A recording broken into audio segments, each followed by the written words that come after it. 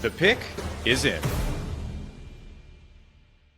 With the 45th pick, the Indianapolis Colts select JT Tuimoloau, the edge from Ohio State. So let's bring in Locked On Colts host Zach Hicks to break down the pick. What do you like about this pick, Zach, for a guy who's been called powerful enough to give O-linemen just fits trying to lock into his frame?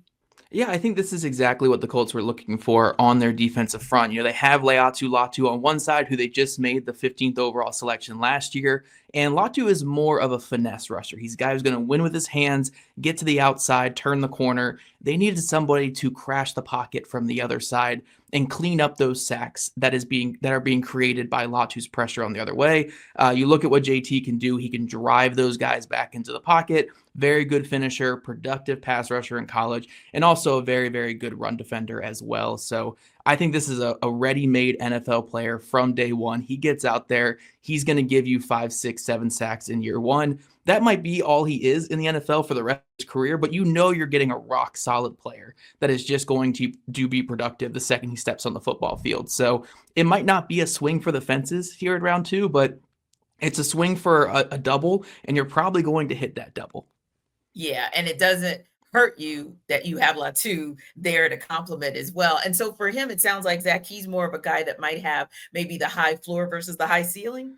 Yeah, and it's very different from what Chris Ballard has typically gone for. But if you look at what the Colts are looking for Lou Anarumo, Anarumo likes bigger defensive ends that can defend the run and also just be, solid guys on the other side. You look at what Sam Hubbard was in Cincinnati the last couple of years. He's very similar to a Sam Hubbard type guy. He's going to be one of those locker room guys that everyone revolves around, high effort, high energy, finisher in the backfield that can defend the run. I think this was basically Lou Anarumo saying, "Give me my Sam Hubbard." And I think that's exactly the role that he's going to play from day one.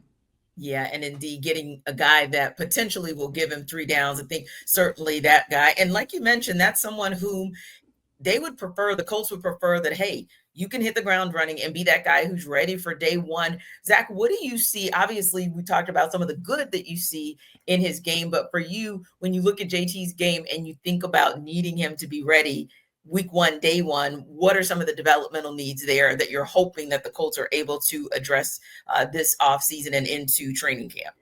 Yeah, I mean, you still always want to work on the ability to turn the corner, the ability to bend, the ability just to win outright clean with your hands. I think with JT, again, a lot of it's the power. We're going to drive guys back. We're going to go through offensive tackles, and that's great at the college level, a little bit tougher to do at the NFL level. So as long as he is either, fully committed to being this power rusher and continues to work with that, or he develops more of that finesse game, there is going to be a bit of a learning curve. But again, this is a guy who's been ready to play in the NFL for a couple years now at Ohio State. I think 120 pressures the last 3 years there.